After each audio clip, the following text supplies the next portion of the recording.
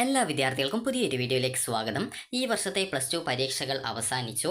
ഇനി വിദ്യാർത്ഥികൾക്ക് plus one വിദ്യാർത്ഥികൾക്കുള്ള പരീക്ഷയാണ്. പ്ലസ് വണ്ണിൻ്റെ റെഗുലർ, അതുപോലെ തന്നെ കമ്പാർട്ട്മെൻറ്റൽ, അതുപോലെ തന്നെ സേ പരീക്ഷ, അതുപോലെ ഇംപ്രൂവ്മെൻറ്റ്, അതുപോലെ തന്നെ സ്കോൾ കേരള, അതുപോലെ റെഗുലർ വിഭാഗം, അതുപോലെ തന്നെ പ്രൈവറ്റ് വിഭാഗം എന്നിങ്ങനെ വിവിധ വിഭാഗങ്ങളിലായിട്ടുള്ള പ്ലസ് വൺ വിദ്യാർത്ഥികളുടെ പരീക്ഷയാണ് ഇനി ബാക്കിയുള്ളത്. 27-ാം തീയതി വ്യാഴാഴ്ച, അതായത് നാളെ വിദ്യാർത്ഥികൾക്ക് എക്കണോമിക്സ്, ഇലക്ട്രോണിക് സിസ്റ്റംസ് എന്നിവയാണ് പരീക്ഷയുള്ളത്. അതുപോലെ തന്നെ പിന്നീടുള്ളത് 29-ാം തീയതി ശനിയാഴ്ചയാണ്. 29-ാം തീയതി ശനിയാഴ്ച രാവിലെ 9:30 മുതൽ 12:15 വരെയാണ് പരീക്ഷയുള്ളത്. രാവിലെയാണ് ഈ ഒരു പരീക്ഷയുള്ളത്. അപ്പോൾ പാർട്ട് 1 ആയിട്ടുള്ള ഇംഗ്ലീഷാണ് 29-ാം തീയതി ശനിയാഴ്ച രാവിലെയുള്ള പരീക്ഷ എന്ന് പറയുന്നത്. അപ്പോൾ വിദ്യാർത്ഥികൾ പ്രധാനമായിട്ടും ചോദിക്കുന്ന കാര്യമാണ്, വിദ്യാർത്ഥികൾക്ക് ഈ ഒരു പ്ലസ് ടു പരീക്ഷയിൽ നിങ്ങൾ തോൽക്കുകയാണെങ്കിൽ നിങ്ങൾ സേ പരീക്ഷയാണോ എഴുതേണ്ടത്, ഇംപ്രൂവ്മെൻ്റ് ആണോ എഴുതേണ്ടത്? അതുപോലെ തന്നെ plus two say or improvement പരീക്ഷയോട് കൂടെ നിങ്ങൾക്ക് പ്ലസ് വണ്ണിൻ്റെ സബ്ജക്റ്റ് കൂടി എഴുതാൻ പറ്റുമോ എന്നുള്ളത് വിദ്യാർത്ഥികൾ ചോദിക്കുന്ന പ്രധാനപ്പെട്ട കാര്യമാണ്.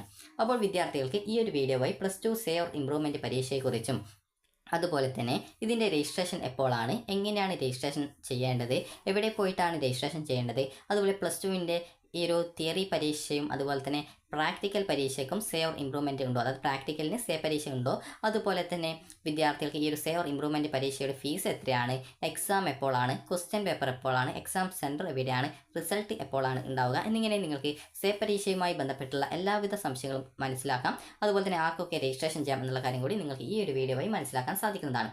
അപ്പോൾ ആദ്യം തന്നെ ഈ ഒരു പരീക്ഷയുടെ പേര് എന്ന് പറയുന്നത് plus two say or improvement exam June 2025 എന്നുള്ളതാണ് ഈ ഒരു പരീക്ഷയുടെ പേര്. അതായത് ജൂണിൽ നടക്കുന്ന പരീക്ഷ ആയതുകൊണ്ടാണ് ജൂൺ 2025 എന്ന് പേര് വരുന്നത്.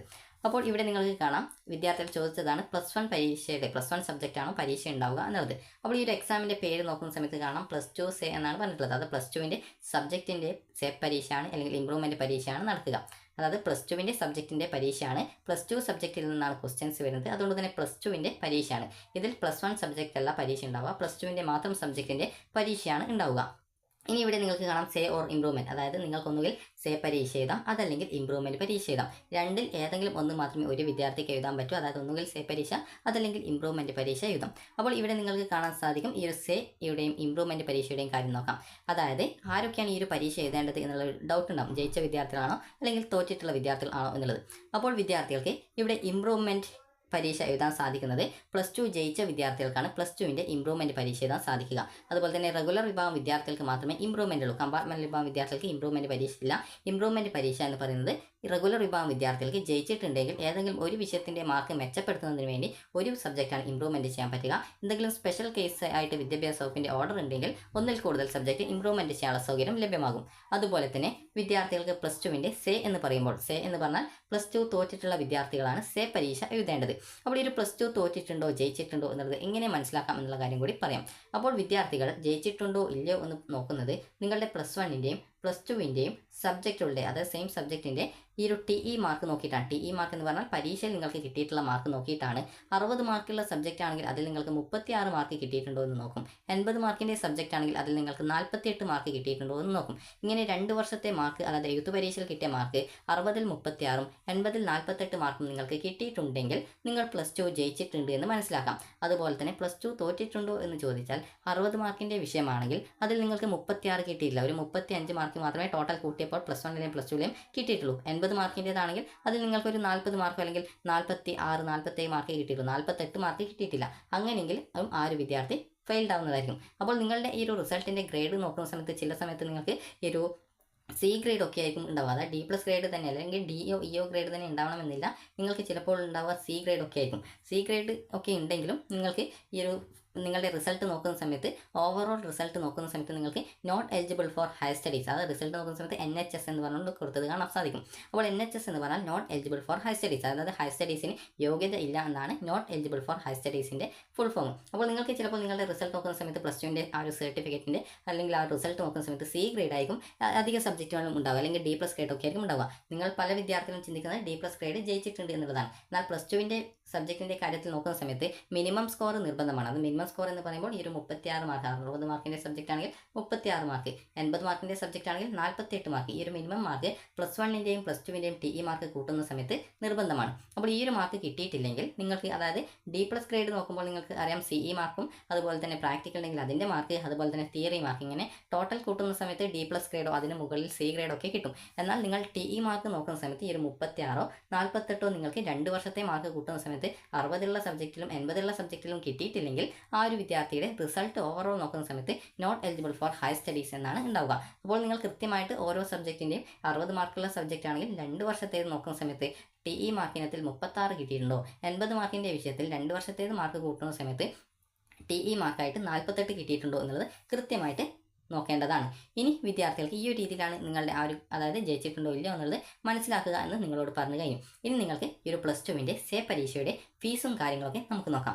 +2വിൻ്റെ സബ്ജക്റ്റാണ് സേ പരീക്ഷയും ഇമ്പ്രൂവ്മെൻ്റ് ഉള്ളത്. അപ്പോൾ ഈ ഒരു സേ അതുപോലെ തന്നെ ഇമ്പ്രൂവ്മെൻറ്റ് ഇതിൻ്റെ ഫീസും കാര്യങ്ങളൊക്കെ നമുക്ക് നോക്കാം. അപ്പോൾ ആദ്യം തന്നെ നമുക്ക് +2വിൻ്റെ സേ പരീക്ഷയുടെ നോക്കാം. സേ പരീക്ഷ എന്ന് പറഞ്ഞാൽ +2 തോറ്റ വിദ്യാർത്ഥികൾക്കാണ് ഈ ഒരു പരീക്ഷ എഴുതാൻ സാധിക്കുക. നിങ്ങൾക്ക് നേരത്തെ പറഞ്ഞതുപോലെ 36 മാർക്കോ 48 മാർക്കോ 2 വർഷത്തെ ഈ ഒരു മാർക്ക് ഒന്ന് കൂട്ടുന്ന സമയത്ത് TE മാർക്കിനത്തിൽ 60 മാർക്കിൻ്റെ സബ്ജക്റ്റിലും 80 മാർക്കിൻ്റെ സബ്ജക്റ്റിലും കിട്ടിയിട്ടില്ലെങ്കിൽ വിദ്യാർത്ഥികൾ ഈ ഒരു സേ പരീക്ഷ എഴുതേണ്ടതായിട്ട് വരും. അപ്പോൾ ഇങ്ങനെ സേ പരീക്ഷ എഴുതി കഴിഞ്ഞാൽ, അതായത് നിങ്ങൾക്ക് ഈ ഒരു എക്സാമിൻ്റെ ഫീസ് എന്ന് പറയുന്നത് നിങ്ങൾക്ക് അറിയാം 150 രൂപ പെർ സബ്ജക്റ്റ് ആണ് വരിക.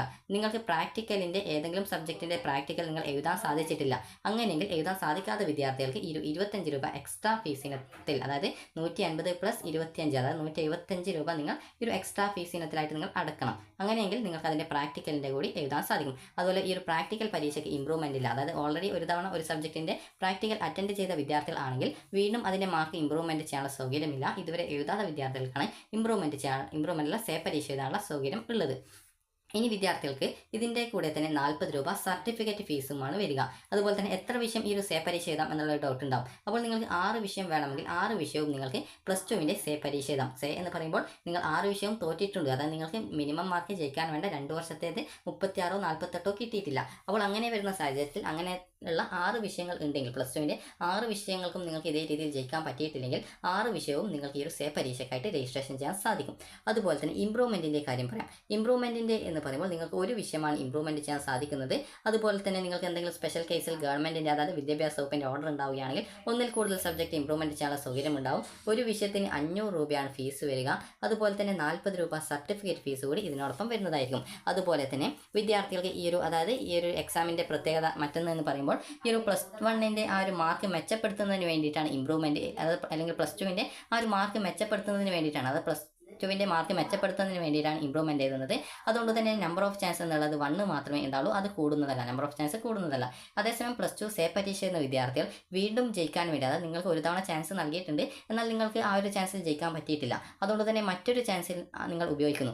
അങ്ങനെ മറ്റൊരു ചാൻസ് ഉപയോഗിക്കുന്നത് കൊണ്ട് നമ്പർ ഓഫ് ചാൻസ് എന്നുള്ള ഭാഗത്ത് സേ പരീക്ഷ എഴുതുന്നത് കൊണ്ട് നമ്പർ ഓഫ് ചാൻസ് ഒന്നുകൂടി കൂടി നമ്പർ ഓഫ് ചാൻസ് 2 എന്ന് പറഞ്ഞുകൊണ്ട് കൊടുത്തത് കാണാം. നിങ്ങൾക്ക് കമ്പാർട്ട്മെൻറ്റ് വിഭാഗമാണെങ്കിൽ നിങ്ങൾ ജയിക്കാനായിട്ട്, അതായത് പബ്ലിക് എക്സാമിനേഷന് ശേഷം നിങ്ങൾ എത്ര പ്രാവശ്യം ഈ ഒരു പരീക്ഷയ്ക്ക് രജിസ്ട്രേഷൻ ചെയ്ത് പരീക്ഷ എഴുതിയിട്ടുണ്ട്, അതിനനുസരിച്ച് എത്ര തവണ എഴുതിയിട്ടുണ്ട് അതിനനുസരിച്ച് നമ്പർ ഓഫ് ചാൻസ് കൂടുന്നതായിരിക്കും.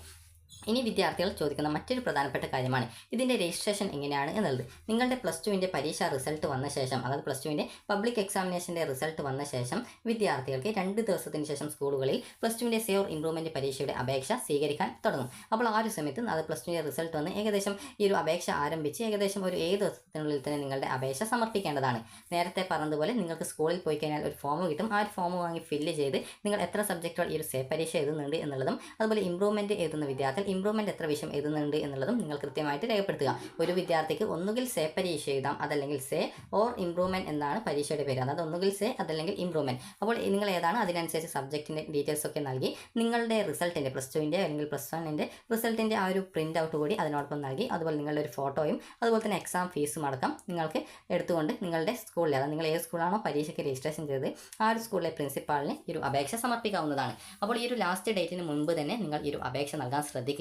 കാരണം ലേറ്റ് ആയി കഴിഞ്ഞാൽ സ്കൂളിൽ നിന്ന് അപേക്ഷ സ്വീകരിക്കുന്നതല്ല എന്നുള്ളത് പ്രത്യേകം നിങ്ങൾ ശ്രദ്ധിക്കേണ്ട കാര്യമാണ്. അതുകൊണ്ട് തന്നെ നേരത്തെ തന്നെ ഈ ഒരു അപേക്ഷകളൊക്കെ നൽകാനായിട്ട് ശ്രദ്ധിക്കുക. +2വിൻ്റെ റിസൾട്ട് വന്ന് ഏകദേശം 2 ദിവസത്തിനുള്ളിൽ തന്നെ ഈ ഒരു അപേക്ഷ ആരംഭിക്കുന്നതായിരിക്കും. ഇനി വിദ്യാർത്ഥികൾ ശ്രദ്ധിക്കേണ്ട മറ്റൊരു പ്രധാനപ്പെട്ട കാര്യം എന്ന് പറയുന്നത് പ്ലസ് ടുവിൻ്റെ സേ പരീക്ഷയ്ക്ക് ആർക്കൊക്കെ അപേക്ഷിക്കാം എന്നുള്ളതാണ്.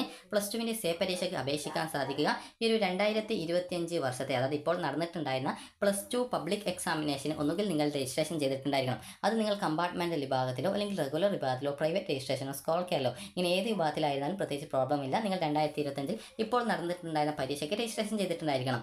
അതല്ലെങ്കിൽ നിങ്ങൾ ഒന്നുകിൽ 2025 നടന്നിട്ടുണ്ടായിരുന്ന പ്ലസ് വണ്ണിൻ്റെ കമ്പാർട്ട്മെൻറ്റൽ വിഭാഗത്തിൽ നിങ്ങൾ ഏതെങ്കിലും പരീക്ഷ രജിസ്ട്രേഷൻ ചെയ്തിട്ടുണ്ടായിരുന്നു. കമ്പാർട്ട്മെൻറ്റൽ വിഭാഗത്തിൽ ഏതെങ്കിലും പരീക്ഷയ്ക്ക് സബ്ജക്റ്റ് രജിസ്ട്രേഷൻ ചെയ്തിട്ടുണ്ടെങ്കിൽ ആ ഒരു സബ്ജക്റ്റിൻ്റെ പ്ലസ് ടു കൂടി രജിസ്ട്രേഷൻ ചെയ്യപ്പെടുന്നത് കൊണ്ട് തന്നെ പ്ലസ് ടുവിൽ ആ ഒരു സബ്ജക്റ്റ് നിങ്ങൾക്ക് വേണമെങ്കിൽ സേ പരീക്ഷയ്ക്ക് രജിസ്ട്രേഷൻ ചെയ്യാൻ സാധിക്കും. അതുകൊണ്ട് തന്നെ പ്ലസ് വണ്ണിൻ്റെ കമ്പാർട്ട്മെൻറ്റൽ വിഭാഗത്തിൽ രജിസ്ട്രേഷൻ ചെയ്ത വിദ്യാർത്ഥികൾക്കും പ്ലസ് ടുവിൻ്റെ പബ്ലിക് എക്സാമിനേഷന്, അതായത് ഇപ്പോൾ നടന്നുകൊണ്ടിരിക്കുന്ന അത് ഓൾറെഡി ഇന്ന് അവസാനിച്ചിട്ടുണ്ടായിരുന്ന ഈ ഒരു പരീക്ഷയ്ക്ക് രജിസ്ട്രേഷൻ ചെയ്ത് പരീക്ഷ എഴുതിയിട്ടുണ്ടായിരുന്ന എല്ലാ വിദ്യാർത്ഥികൾക്കും ഈ ഒരു പ്ലസ് ടുവിൻ്റെ സേ ഓർ ഇംപ്രൂവ്മെൻറ്റ് പരീക്ഷയ്ക്ക് രജിസ്ട്രേഷൻ ചെയ്യാൻ സാധിക്കുന്നതായിരിക്കും.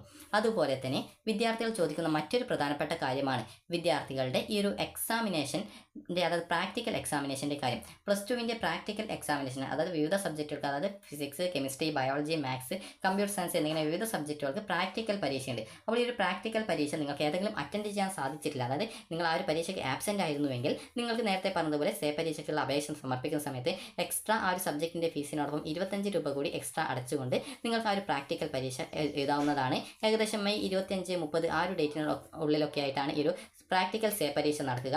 നിങ്ങളുടെ ജില്ലയിലെ ഏതെങ്കിലും ഒരു സ്കൂളിലായിരിക്കും ഈ ഒരു എക്സാം സെൻറ്റർ ഉണ്ടാവുക.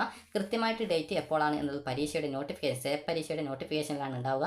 അപ്പോൾ ആ ഒരു സമയത്ത് കൃത്യമായിട്ട് സേ ഓർ ഇംപ്രൂവ്മെൻറ്റ് പരീക്ഷയുടെ നോട്ടിഫിക്കേഷനും ആ ഒരു ഡീറ്റെയിൽസ് മനസ്സിലാക്കി നിങ്ങൾക്ക് എപ്പോഴാണ് എക്സാം ഉള്ളത് എന്നുള്ളത് മനസ്സിലാക്കി സ്കൂളിൽ നിന്നും ഹാൾ ടിക്കറ്റ് വാങ്ങി പോയിട്ട് നിങ്ങൾക്ക് പ്രാക്ടിക്കൽ പരീക്ഷ എഴുതാവുന്നതാണ്.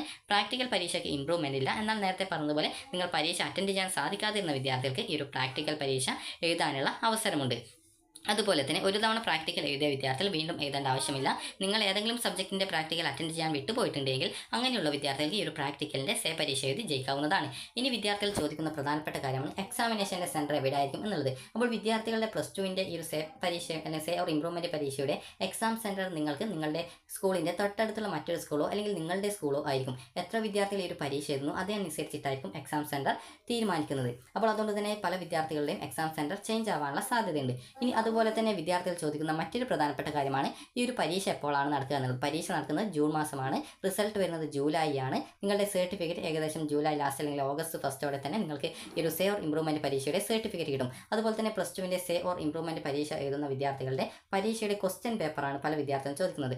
പരീക്ഷയുടെ ക്വസ്റ്റ്യൻ പേപ്പർ എന്ന് പറയുമ്പോൾ പ്ലസ് ടുവിൻ്റെ പബ്ലിക് എക്സാമിനേഷൻ നടത്തുന്നതിലേക്കായിട്ട് ഏകദേശം 3 സെറ്റോളം ക്വസ്റ്റ്യൻ പേപ്പർ തയ്യാറാക്കിയിട്ടുണ്ടാവും. അതിൽ നിന്നും ഒരു സെറ്റ് എടുത്തിട്ടാണ് ഇപ്പോൾ പ്ലസ് ടു പരീക്ഷ നടത്തിയിട്ടുള്ളത്. അതിനുശേഷം ബാക്കിയുള്ള ക്വസ്റ്റ്യൻ സെറ്റ് ഉണ്ടാവും. അപ്പോൾ ആ ഒരു സെറ്റിൽ നിന്നും ഏതെങ്കിലും ഒരു സെറ്റ് ക്വസ്റ്റ്യൻ എടുത്തിട്ടാണ് പ്ലസ് ടുവിൻ്റെ സേ ഓർ ഇംപ്രൂവ്മെൻറ്റ് പരീക്ഷയ്ക്ക് നിങ്ങൾക്ക് ഈ ഒരു ക്വസ്റ്റ്യൻസ് തരിക. അപ്പോൾ ആ ഒരു ക്വസ്റ്റ്യൻ നിന്നും, അതായത് നിങ്ങൾക്ക് പ്ലസ് ടുവിൻ്റെ പരീക്ഷയ്ക്ക് വന്ന ക്വസ്റ്റ്യൻസ് തന്നെ ഒന്നും ആയിരിക്കില്ല, ചിലപ്പോൾ ഡിഫറൻസ് ക്വസ്റ്റ്യൻസ് ആയിരിക്കും. അതായത് തീർച്ചയായിട്ടും മറ്റൊരു ക്വസ്റ്റ്യൻ ആയിരിക്കും, കാരണം ആദ്യമേ തയ്യാറാക്കി വെക്കുന്ന ക്വസ്റ്റ്യൻസ് ആണ്. അപ്പോൾ അതുകൊണ്ട് തന്നെ ക്വസ്റ്റ്യൻസ് ചേഞ്ച് ഉണ്ടാവും. അപ്പോൾ അതുകൊണ്ട് തന്നെ ആ ഒരു സമയത്ത് നന്നായിട്ട് പഠിച്ചിട്ട് പോയിട്ട് എഴുതാൻ ശ്രദ്ധിക്കുക. അതുപോലെ സേ എഴുതുന്ന വിദ്യാർത്ഥികളുടെയും ഇംപ്രൂവ്മെൻറ്റ് പരീക്ഷ എന്ന വിദ്യാർത്ഥികളുടെയും ക്വസ്റ്റ്യൻ പേപ്പറൊക്കെ സെയിം ആണ്. ഇതിൻ്റെ ഫീസിൽ മാത്രവും അതുപോലെ തന്നെ നമ്പർ ഓഫ് ചാൻസ് എന്നുള്ള കാര്യത്തിൽ മാത്രമാണ് ഇതിൽ ഈ ഒരു പരീക്ഷയിൽ വ്യത്യാസമുള്ളത്. എക്സാം ഏകദേശം അത് ഈ ഒരു പ്ലസ് ടുവിൻ്റെ സേ ഓർ ഇംപ്രൂവ്മെൻറ്റ് പരീക്ഷയിൽ നിങ്ങൾക്ക് കിട്ടുന്ന ക്വസ്റ്റ്യൻ പേപ്പർ എല്ലാവർക്കും സെയിം ക്വസ്റ്റ്യൻ പേപ്പർ തന്നെയാണ്. പ്രത്യേകിച്ച് മാറ്റമൊന്നുമില്ല. അത് നിങ്ങൾക്ക് 60 മാർക്കിലാണോ 80 മാർക്കിൽ ഉള്ളതാണോ എന്നുള്ളതനുസരിച്ച് മാത്രമേ മാറ്റം ഉണ്ടാവുള്ളൂ. അല്ലാതെ ക്വസ്റ്റ്യൻസ് ഒക്കെ സെയിം ആയിരിക്കും. അപ്പോൾ വിദ്യാർത്ഥികൾക്ക് പ്ലസ് ടുവിൻ്റെ സേ ഓർ ഇംപ്രൂവ്മെൻറ്റ് പരീക്ഷയെക്കുറിച്ചുള്ള എല്ലാവിധ ഡീറ്റെയിൽസും മനസ്സിലായിട്ടുണ്ടാകുമെന്ന് കരുതുന്നു. അതായത് ആർക്കൊക്കെ രജിസ്ട്രേഷൻ ചെയ്യാം, അതുപോലെ തന്നെ എങ്ങനെ അപേക്ഷിക്കാം, എപ്പോഴാണ് അപേക്ഷ വരുന്നത്, അതുപോലെ തന്നെ എപ്പോഴാണ് എക്സാം റിസൾട്ട് എപ്പോഴാണ്, സർട്ടിഫിക്കറ്റ്, അതുപോലെ തന്നെ വിദ്യാർത്ഥികൾക്കുള്ള ഈ ഒരു എക്സാമിനേഷൻ്റെ ഫീസ് എത്രയാണ്, അതുപോലെ ഒരു വിദ്യാർത്ഥിക്ക് സെയിം ഇംപ്രൂവ്മെൻറ്റും പ്ലസ് ടുവിൻ്റെ എഴുതാൻ പറ്റുമോ, അതുപോലെ തന്നെ ഇത് പ്ലസ് വണ്ണിൻ്റേതാണോ പ്ലസ് ടുവിൻ്റേതാണോ പരീക്ഷ എന്നിങ്ങനെയുള്ള വിദ്യാർത്ഥികളുടെ എല്ലാവിധ സംശയങ്ങളും മാറിയിട്ടുണ്ടാകുമെന്ന് കരുതുന്നു. അതുപോലെ തന്നെ ഈ ഒരു സേ പരീക്ഷയ്ക്ക് ജയിക്കാനായിട്ട് നിങ്ങൾ എത്ര മാർക്ക് വായിക്കണം എന്നുള്ളത് കൂടി വിദ്യാർത്ഥികൾക്ക് ഒരു ഡൗട്ടായിരിക്കും. അപ്പോൾ വിദ്യാർത്ഥികൾ ശ്രദ്ധിക്കേണ്ടത് 60 മാർക്കിൻ്റെ സബ്ജക്റ്റ് ആണെങ്കിൽ അതിൽ നിങ്ങൾക്ക് ജയിക്കാനായിട്ട് 36 മാർക്കാണ് 2 വർഷം കൂടി വേണ്ടത്. അതുപോലെ 80 മാർക്കിൻ്റെ സബ്ജക്റ്റ് ആണെങ്കിൽ അതിൽ നിങ്ങൾക്ക് ജയിക്കാനായിട്ട് വേണ്ടത് 48 മാർക്കാണ്. അപ്പോൾ ഈ ഒരു ഉദാഹരണത്തിൽ നിങ്ങൾ ഇപ്പോൾ പ്ലസ് ടുവിൻ്റെ ഏതെങ്കിലും സബ്ജക്റ്റാണ് തോറ്റിട്ടുള്ളത് എന്ന് കരുതുക. അപ്പോൾ അങ്ങനെയെങ്കിൽ നിങ്ങൾ ഈ ഒരു പ്ലസ് ടുവിൻ്റെ സേ പരീക്ഷയാണ് എഴുതുന്നത്. അപ്പോൾ പ്ലസ് ടുവിൻ്റെ സേ പരീക്ഷ എഴുതുന്ന സമയത്ത് നിങ്ങൾ വായിക്കേണ്ട മാർക്ക് എന്ന് പറയുന്നത് ഈ ഒരു ജയിക്കാൻ വേണ്ട 36 അതുപോലെ 48 മാർക്കിൽ നിന്നും നിങ്ങളുടെ സബ്ജക്റ്റിൻ്റെ മാർക്ക് എത്രയാണോ അതനുസരിച്ച് നിങ്ങൾ പ്ലസ് വണ്ണിന് കിട്ടിയ മാർക്ക് എത്രയാണോ അത് നിങ്ങൾ കുറയ്ക്കുക. പ്ലസ് വണ്ണിന് കിട്ടിയ മാർക്കിനെ കുറച്ച് കഴിഞ്ഞാൽ നിങ്ങൾക്ക് എത്ര മാർക്ക് കിട്ടുന്നുവോ അതാണ് നിങ്ങൾ പ്ലസ് ടു സേ പരീക്ഷയ്ക്ക് ജയിക്കാനായിട്ട് വാങ്ങിക്കേണ്ട മാർക്ക്. ഇപ്പോൾ ഒരു ഉദാഹരണത്തിന് എനിക്കിപ്പോൾ ഫിസിക്സ് ആണ്. ഫിസിക്സിൽ എനിക്കിപ്പോൾ കിട്ടിയിട്ടുണ്ടായിരുന്ന പ്ലസ് വണ്ണിൻ്റെ മാർക്ക് എന്ന് പറയുന്നത് ഒരു 10 മാർക്കാണെന്ന് കരുതുക. അപ്പോൾ ഞാൻ പ്ലസ് ടു സേ പരീക്ഷ എഴുതുന്നുണ്ടെങ്കിൽ ഈ ഒരു ഡബിൾ പാസ് മാർക്കിൽ നിന്നും പ്ലസ് വണ്ണിന് കിട്ടിയ ആ ഒരു 10 മാർക്ക് കുറച്ച് കഴിഞ്ഞാൽ 26 മാർക്ക് കിട്ടും. അപ്പോൾ ഈ ഒരു 26 മാർക്കാണ് ഈ ഒരു പരീക്ഷയിൽ സേ പരീക്ഷ സമയത്ത് വാങ്ങിക്കേണ്ടത്. അപ്പോൾ ഈ ഒരു രീതിയിൽ നിങ്ങൾക്ക് ജയിക്കാനായിട്ട് എത്ര മാർക്ക് ആ ഒരു സമയത്ത് വായിക്കണം എന്നുള്ളത് കൃത്യമായിട്ട് മനസ്സിലാക്കാം. അതുപോലെ തന്നെ പല വിദ്യാർത്ഥികളും ചോദിക്കുന്നതാണ് പ്ലസ് ടുവിൻ്റെ സേ പരീക്ഷയ്ക്ക് ഇപ്പോൾ രജിസ്ട്രേഷൻ ചെയ്യണം അല്ലെങ്കിൽ അടുത്ത പരീക്ഷയ്ക്ക് രജിസ്ട്രേഷൻ ചെയ്യാൻ പറ്റുമോ എന്നുള്ളത്. അപ്പോൾ ഈ ഒരു പ്ലസ് ടുവിൻ്റെ സേവ് ഇംപ്രൂവ്മെൻറ്റ് പരീക്ഷ ഇവിടെ പ്രത്യേകത എന്ന് പറയുന്നത് നിങ്ങൾ റെഗുലർ വിഭാഗത്തിലായിട്ട് പരീക്ഷ ചെയ്ത വിദ്യാർത്ഥികളാണെങ്കിൽ മാർക്ക് മെച്ചപ്പെടുത്തണമെന്നുണ്ടെങ്കിൽ പ്ലസ് വണ്ണിൻ്റെ ഇംപ്രൂവ്മെൻറ്റ് പരീക്ഷ ഇപ്പോൾ തന്നെ, അത് പ്ലസ് വൺ അല്ല പ്ലസ് ടുവിൻ്റെ ഇംപ്രൂവ്മെൻറ്റ് പരീക്ഷയ്ക്ക് ഇപ്പോൾ തന്നെ രജിസ്ട്രേഷൻ ചെയ്യേണ്ടതായിട്ട് വരും. എന്നാൽ നിങ്ങൾ കമ്പാർട്ട്മെൻറ്റൽ വിഭാഗത്തിലോ അല്ലെങ്കിൽ പ്ലസ് ടു തോറ്റൊരു വിദ്യാർത്ഥിയോ ആണെങ്കിൽ വിദ്യാർത്ഥികൾക്ക് ഈ ഒരു പരീക്ഷ വേണമെങ്കിൽ അടുത്ത വർഷത്തെ പ്ലസ് ടുവിൻ്റെ പബ്ലിക് എക്സാമിനേഷൻ അല്ലെങ്കിൽ പ്ലസ് വൺ പബ്ലിക് എക്സാമിനേഷൻ എന്നിവയോടൊപ്പം കമ്പാർട്ട്മെൻറ്റൽ വിഭാഗത്തിലായിട്ട് രജിസ്ട്രേഷൻ ചെയ്യാം. എന്നാൽ നിങ്ങൾ ശ്രദ്ധിക്കേണ്ടത്, നിങ്ങൾ ഇങ്ങനെ ചെയ്യുന്ന സമയത്ത് ചില സമയത്ത് നിങ്ങൾക്ക് ഒരു വർഷമൊക്കെ ഏകദേശം നഷ്ടപ്പെടാനുള്ള സാധ്യതയുണ്ട്. അതുകൊണ്ട് തന്നെ ഈ ഒരു പ്ലസ് ടുവിൻ്റെ സേ പരീക്ഷ എഴുതി ജയിക്കാൻ പറ്റുമെങ്കിൽ അങ്ങനെ ജയിക്കാൻ ശ്രദ്ധിക്കുക. അതുപോലെ തന്നെ പ്ലസ് ടുവിൻ്റെ പബ്ലിക് എക്സാമിനേഷൻ അല്ലെങ്കിൽ പ്ലസ് വണ്ണിൻ്റെ പബ്ലിക് എക്സാമിനേഷന് രജിസ്ട്രേഷൻ ചെയ്യുന്ന സമയവും കാര്യങ്ങളൊക്കെ കൃത്യമായിട്ട് നിങ്ങൾ മനസ്സിലാക്കുകയും അതുപോലെ തന്നെ എപ്പോഴാണ് രജിസ്ട്രേഷൻ വരുന്നത് എന്നുള്ളത് നിങ്ങൾ ഈ ഒരു രീതിയിൽ അടുത്ത വർഷത്തെ പരീക്ഷ എഴുതാനായിട്ടാണ് ഉദ്ദേശിക്കുന്നതെങ്കിൽ ശ്രദ്ധിക്കണം. കാരണം സെപ്റ്റംബർ, ഒക്ടോബർ, നവംബർ ഈ ഒരു മാസത്തിനിടയിലൊക്കെ ആയിട്ടാണ് ഈ ഒരു plus one plus two public എക്സാമിനേഷൻ്റെ രജിസ്ട്രേഷൻ വരുന്നത്. അപ്പോൾ ആ ഒരു സമയത്ത് കൃത്യമായിട്ട് നിങ്ങൾ എപ്പോഴാണ് ഡേറ്റ് അവസാനിക്കുന്നത് എന്നിങ്ങനെയുള്ള കാര്യങ്ങളൊക്കെ കൃത്യമായിട്ട് മനസ്സിലാക്കണം. കാരണം പല വിദ്യാർത്ഥികൾക്കും ഈ വർഷത്തെ പ്ലസ് ടുവിൻ്റെ അല്ലെങ്കിൽ പ്ലസ് വണ്ണിൻ്റെ കമ്പാർട്ട്മെൻറ്റ് വിഭാഗത്തിലായിട്ട് രജിസ്ട്രേഷൻ ചെയ്യാൻ സാധിക്കാതെ വന്നിട്ടുണ്ട്.